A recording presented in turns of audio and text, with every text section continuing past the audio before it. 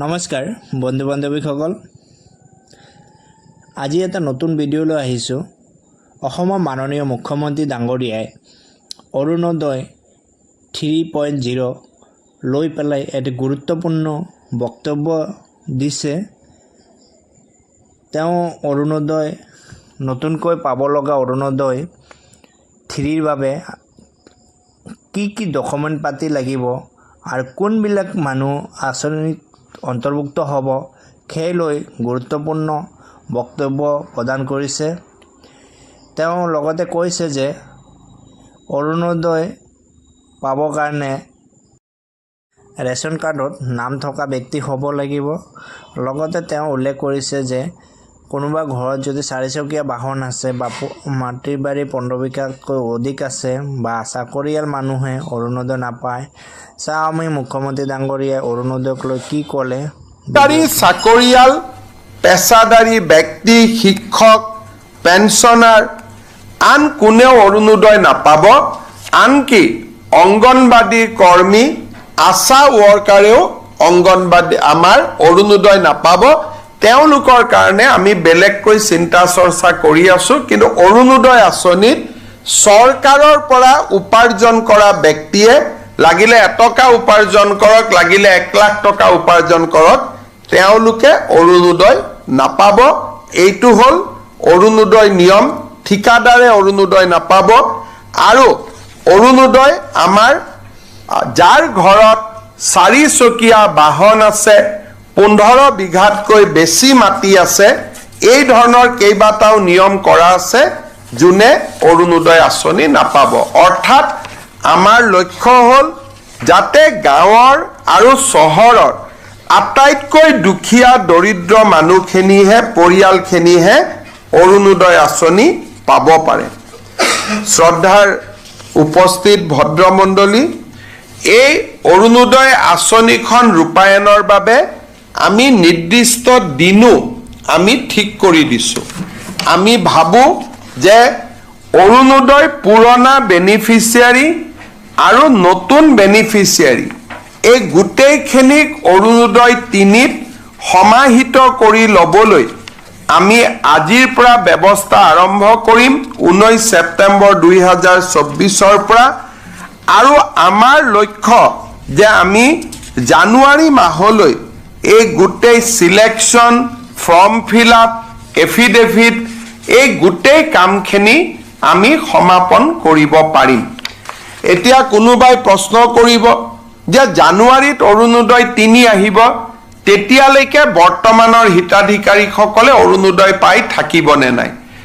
যেতিয়ালৈকে নতুন অৰুণোদয় তালিকা নাহে তেতিয়ালৈকে পুৰণা হিতাধিকাৰীসকলে অৰুণোদয় পাই থাকিব তাত কোনো চিন্তা নাই কিন্তু পুৰণা হিতাধিকাৰীসকলেও নতুন অৰুণোদয় পাবলৈ নতুনকৈ আবেদন পত্ৰ কৰিব লাগিব কাৰণ অৰুণোদয় 3 কমপ্লিটলি নতুন হ'ব প্ৰত্যেক সমষ্টিত আগতে 20,000 পৰিয়ালে অৰুণোদয় পাই আছিল এতিয়া আৰু 10,000 পৰিয়ালে পাব ৰাজ্যখনত 12,60,000 নতুন অৰুণোদয় হিতাধিকাৰী জড়িত হ'ব অৰুণোদয় 3ৰ উদ্দেশ্য হল অৰুণোদয় 1 আৰু অৰুণোদয় 2ত আমি যিসকল হিতাধিকাৰীক দিছিলো আৰু নতুনকৈ যি প্ৰত্যেক সমষ্টিতে কম বেছি পৰিমাণে 10,000 হিতাধিকাৰী আমি নতুনকৈ দিম এই গোটেইখিনিক আধাৰৰ লগত লিংকেজ কৰা এতিয়া মানুহে ক'ব যে আমি আধাৰৰ আকৌ কোনোবা লাইনত যাব লাগিব নেকি আধাৰ বিচাৰিব লাগিব নেকি আমি ৰাইজক সেই কষ্টটো দিব খোজা নাই কাৰণ আজি দিনত অসমত যি পৰিয়ালৰে ৰেচন কাৰ্ড আছে তেওঁলোকে আধাৰ অলৰেডি ৰেচন কাৰ্ডখন আধাৰৰ লগত সংযোজিত কৰি থৈ দিছে 2 বছৰ আগতে আমি সেই কাম সমাপন কৰিছিলো আজিকালি কোনেও ৰেচন কাৰ্ড নাপায় যদিহে আধাৰ নাথাকে আধাৰৰ লগত লিংকেজ হয় আৰু ই পজ বুলি মেচিনটোত চিন মোহৰ মাৰিলেহে ৰেচন কাৰ্ড পাব পাৰে আৰু সেই কাৰণে আমি এইবাৰ অৰুণোদয় 3 পইণ্ট আঁচনি দেখা পাইছে অৰুণোদয়ক লৈ মুখ্যমন্ত্ৰী ডাঙৰীয়াই গুৰুত্বপূৰ্ণ বক্তব্য দিছে। লগতে তেওঁ উল্লেখ কৰিছে যে নতুনকৈ ৰেচন কাৰ্ড কেনেকৈ এপ্লাই কৰিব পাৰি তাক লৈ গুৰুত্বপূৰ্ণ বক্তব্য দিছে আৰু তেওঁৰ লগতে বুজাই দিছে যে কোনসকল মানুহে ৰেচন কাৰ্ড পাব আৰু কেনেকৈ পাব। চাওঁ আমি ভিডিঅ'টো শেষলৈ মুখ্যমন্ত্ৰী ডাঙৰীয়াই ৰেচন কাৰ্ড পাবৰ কাৰণে কি ক'লে। কেনেকৈ পাব লাগে তাৰ বিষয়ে চমুকৈ ক'ম যে যি পৰিয়ালৰ বাৰ্ষিক উপাৰ্জন 4 লাখতকৈ কম আৰু চৰকাৰী চাকৰি তেওঁলোকৰ পৰিয়ালত নাই তেওঁলোকে ৰেচন কাৰ্ড পাব পাৰে। গতিকে আজি যিসকল লোকৰ হাতত ৰেচন কাৰ্ড নাই তেওঁলোকক মই পৰিয়াল পৰিচয় পত্ৰৰ বাবেও আবেদন কৰিবৰ বাবে আহ্বান জনাম। আজিৰ পৰা আমি সেই কাৰ্যসূচীও আৰম্ভ কৰিছোঁ। এতিয়া অৰুণোদয় 3 আমি কেনেকৈ গঠন কৰিব খুজিছোঁ। অৰুণোদয় 1 আৰু 2 যোনে হিতাধিকাৰী আছিল তেওঁলোকে অৰুণোদয় 3ৰ বাবে নতুনকৈ আবেদন কৰিব লাগিব। আমি জিলাক কৈছোঁ যে 1 আৰু 2ত পাই থকা হিতাধিকাৰীক 3টো ল'ব, কিন্তু যদি ৰেচন কাৰ্ডখন নাই নাপাব। যদি পৰিয়ালত চাকৰি হৈ গ'ল নাপাব। যদি আমাৰ 4 চকীয়া ঘৰত বাহন হৈ গ'ল নতুনকৈ কিনিলোঁ তেতিয়া আমি নাপাম। এই বিষয়ে মই আপোনালোকক বুজাব খুজিছোঁ যে অৰুণোদয় 3টো পাবৰ কাৰণে আমি কি কৰিব লাগিব। মই প্ৰথমতে কৈছিলোঁ যে 10,000 কৰি আমি এটা সমষ্টিত অৰুণোদয় নতুন হিতাধিকাৰী দিম আৰু পুৰণা হিতাধিকাৰীখিনিও সংখ্যাটো থাকি যাব। তাৰ মানে এতিয়া আমাৰ গোটেইখিনি যদি আমি হিচাপ কৰোঁ পুৰণা আৰু নতুন টোটেল 37,20,000 পৰিয়ালে অৰুণোদয় আঁচনি লাভ কৰিব অৰুণোদয় 3.0 নতুন আৰু পুৰণা মিলি। আৰু ইয়াক যদি আমি 126 দি হৰণ কৰোঁ কম বেছি পৰিমাণে 30,000 পৰিয়ালে প্ৰতি সমষ্টিতে অৰুণোদয় লাভ কৰিব। আমাৰ এখন জিলা পৰ্যায়ৰ কমিটি আছে, তেওঁলোকে জিলাত বহি যোন সমষ্টিত জনসংখ্যা বেছি তাত অৰুণোদয় বেছি দিব, যোন সমষ্টিত জনসংখ্যা কম তাত অৰুণোদয় কম দিব। মই কাৰ্বি আলং জিলাৰ নতুন এটা সমষ্টি হৈছে, তাত আমাৰ সৰ্বমুঠ লোক আছে 90,000। আনহাতে আমাৰ অসমত আন কিছুমান সমষ্টি আছে যাৰ ভোটদাতা 3 লাখ। গতিকে 3 লাখ আৰু 80,000 দুইটাতে আমি এটা সামঞ্জস্য বহাব লাগিব আৰু সেইকাৰণে এভাৰেজ 30,000, কিন্তু কোনোবা সমষ্টিত 28,000, কোনোবা সমষ্টিত 32,000 লোকেও অৰুণোদয় পাব। জিলা পৰ্যায়ৰ কমিটিখনে এই টাৰ্গেট বিতৰণ কৰিব। ইয়াৰ পিছত জিলা সমিতিয়ে প্ৰত্যেকটো ভোট কেন্দ্ৰলৈ এই টাৰ্গেট বিতৰণ কৰিব।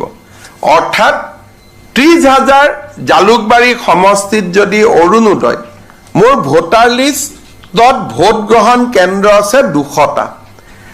এই 200টা ভোট গ্ৰহণ কেন্দ্ৰত জনসংখ্যা অনুসৰি আৰু দুখীয়া মানুহৰ পৰিৱেশ পৰিস্থিতি অধ্যয়ন কৰি প্ৰত্যেকটো বুথত সমান নহয় সমানুপাতিকভাৱে জিলা পৰ্যায়ৰ কমিটিয়ে প্ৰত্যেকটো বুথৰ বাবে অৰুণোদয় হিতাধিকাৰীৰ সংখ্যা আবণ্টন কৰিব।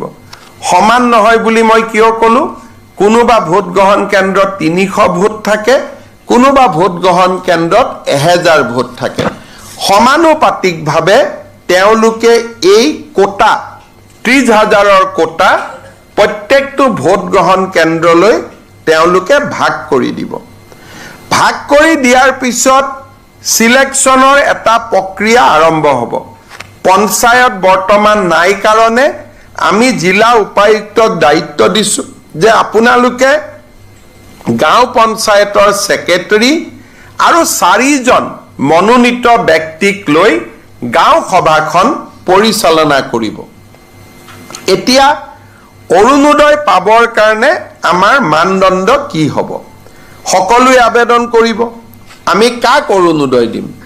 প্ৰথম, অৰুণোদয় পাবৰ কাৰণে মোৰ এখন ৰেচন কাৰ্ড থাকিব লাগিব। যাৰ ৰেচন কাৰ্ড নাই সি ৰেচন কাৰ্ড বনাই ল'ব, কিন্তু ৰেচন কাৰ্ড থাকিবই লাগিব, যাতে লাহে লাহে আমি ৰেচন কাৰ্ডৰ লগত অৰুণোদয় আমি সামঞ্জস্য ৰাখিব পাৰোঁ।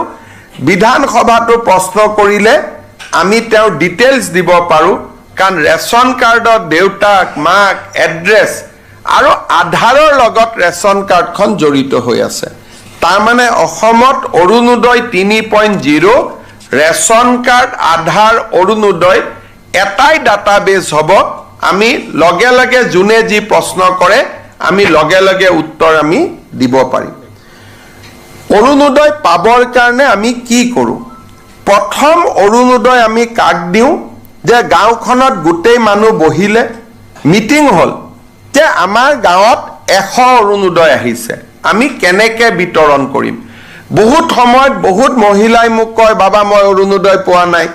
কোনোবাই কয় মই অৰুণোদয় পাইছোঁ, কোনোবাই কৈছে মই ধনী মানুহে অৰুণোদয় পালে, দুখীয়াই পোৱা নাই।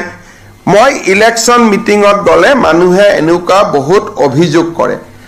আজি অসমৰ সকলো জাগাতে 2000, 3000, 5000 মানুহ বহি আছে, বিশেষকৈ আই মাতৃসকল বহি আছে অৰুণোদয়ৰ বিষয়ে শুনিবৰ কাৰণে। মই বুজাই দিব খুজিছোঁ যে অৰুণোদয় কোনে কোনে পাব লাগে। প্ৰথম অৰুণোদয় পাব কোনে লাগে? বিধৱা মহিলাগৰাকী, অৰ্থাৎ যি পৰিয়ালত বিধৱা মহিলা আছে সেই পৰিয়ালে অৰুণোদয় আঁচনি পাব লাগে। যদি কোনোবা পৰিয়ালত 45 বছৰৰ ওপৰৰ অবিবাহিতা ছোৱালী আছে সেই পৰিয়ালটোৱেও অৰুণোদয় পাব লাগে। কোনোবা পৰিয়ালত যদি বিবাহ বিচ্ছেদ হোৱা মহিলা আছে সেই পৰিয়ালটোৱেও অৰুণোদয় পাব লাগে। কোনোবা পৰিয়ালত যদি স্বামীয়ে বিবাহ বিচ্ছেদ আইনমতে দিয়া নাই কিন্তু এৰি থৈ গুচি গ'ল, তেনেকুৱা মহিলা থকা পৰিয়ালত অৰুণোদয় পাব লাগে। এইটো হ'ল অৰুণোদয় প্ৰথম নিয়ম। দ্বিতীয় অৰুণোদয় কোনে পাব লাগে? কাৰোবাৰ ঘৰত যদি তৃতীয় লিংগৰ ব্যক্তি আছে, পুৰুষ আৰু মহিলাৰ পিছত আৰু এটা লিংগ থাকে উভয় লিংগ, উভয় লিংগ থকা পৰিয়ালতো অৰুণোদয় আমি দিব লাগে। তৃতীয়তে, যাৰ ঘৰত দিব্যাংগ ব্যক্তি আছে, কাৰণ পৰিয়ালটোৱে দিব্যাংগ ল'ৰা ছোৱালী এটাক চাবৰ কাৰণে খৰচ কৰিব লাগে, দিব্যাংগ ব্যক্তি থকা পৰিয়ালক আমি অৰুণোদয় দিব লাগে। তৃতীয়, চৰকাৰী বৃদ্ধাশ্ৰমত যিসকল আইতা থাকে সেই আইতাসকলক আমি অৰুণোদয় দিবই লাগে। তৃতীয়তে, যাৰ ঘৰত এইডছৰ বেমাৰী আছে, থেলাছেমিয়া আছে, হিম'ফেলিয়া আছে, চেৰিবেল পালচি আছে, কুষ্ঠ ৰোগ আছে, অটিজিম আছে, এওঁলোকৰ পৰিয়ালতো আমি অৰুণোদয় দিব লাগে। কোনোবা মহিলা যদি ভিক্ষা কৰি জীৱন নিৰ্বাহ কৰে তেওঁলোককো ডিচি সকলে বিচাৰি উলিয়াই অৰুণোদয় দিব লাগে। আৰু এইখিনি মহিলাক অৰুণোদয় দিয়াৰ পিছত যিখিনি বাকী থাকে সেইখিনি যাৰ বাৰ্ষিক উপাৰ্জন 2 লাখ টকাতকৈ কম তেওঁলোকে অৰুণোদয় আঁচনি পাব পাৰিব। অৰ্থাৎ প্ৰথমতে বিধৱা, ডাইভোৰ্চ মহিলা, দিব্যাংগ ব্যক্তি থকা পৰিয়াল আৰু বেমাৰী ব্যক্তি থকা পৰিয়াল, HIV, থেলাছেমিয়া, হিম'ফেলিয়া আৰু ভিক্ষা কৰি খোৱা আই মাতৃসকলক আগত অৰুণোদয় দি যিখিনি বাছি ৰ'ব সেইখিনি আমি দুখীয়া পৰিয়ালক অৰুণোদয় দিম 2 লাখ টকাতকৈ যাৰ আৰ্থিক উপাৰ্জন কম। ৰেচন কাৰ্ডৰ ক্ষেত্ৰত আমি 4 লাখ টকাৰ মৰ্যাদা ৰাখিছোঁ যে 4 লাখ টকা বাৰ্ষিক উপাৰ্জন হ'লেও ৰেচন কাৰ্ড পাব কিন্তু অৰুণোদয় 2 লাখ টকা বাৰ্ষিক উপাৰ্জন হ'লে অৰুণোদয় পাব তাতকৈ বেছি টকা উপাৰ্জন কৰা পৰিয়ালে অৰুণোদয় নাপায় ৰেচন কাৰ্ডৰ ক্ষেত্ৰতো আমি এটা নিয়ম কৰিছো যে 2 লাখৰ তলৰ পৰিয়ালক প্ৰথমতে ৰেচন কাৰ্ড দিহে বাকি থকা ৰৈ যায় তেতিয়াহে আমি 4 লাখলৈকে যাম নহলে আমাৰ মানদণ্ড 2 লাখ টকাতে সীমাবদ্ধ হ'ব এতিয়া অৰুণোদয় কোনে কোনে নাপাব এই বিষয়েও আমি জনাটো উচিত আমাৰ মন্ত্ৰী বিধায়ক প্ৰাক্তন মন্ত্ৰী প্ৰাক্তন বিধায়ক এওঁলোকৰ পৰিয়ালে অৰুণোদয় নাপায় পঞ্চায়তী ৰাজৰ বৰ্তমানৰ সদস্য বা কোনোবাই যদি মেম্বাৰ অহা ইলেকশ্যনত জিকে বা প্ৰেচিডেণ্ট ছেক্ৰেটাৰী জিকে তেওঁলোকে নিজৰ নাম অৰুণোদয়ৰ পৰা বাদ দিব লাগিব আজিৰ দিনত পঞ্চায়ত নাই সকলোৱে ল'ব পাৰিব কিন্তু যদি তেওঁলোকে ভৱিষ্যতে পঞ্চায়তত মেম্বাৰ সদস্য প্ৰেচিডেণ্ট হয় অৰুণোদয় আজি ল'লেও তেতিয়া তেওঁলোকে অৰুণোদয়টোৰ পৰা নিজৰ নাম গুচাব লাগিব যিসকলে মেম্বাৰ প্ৰেচিডেণ্ট হ'ম বুলি ভাবি থৈছে তেওঁলোকে এই পইণ্টটো মনত ৰাখিব ভিডিঅ'টো শেষলৈ চোৱাৰ বাবে ধন্যবাদ থাকিল আৰু ভিডিঅ'টো যদি ভাল লাগে আমাৰ চেনেলটো ছাবস্ক্ৰাইব কৰিব লগতে বেল আইকনটো ক্লিক কৰিব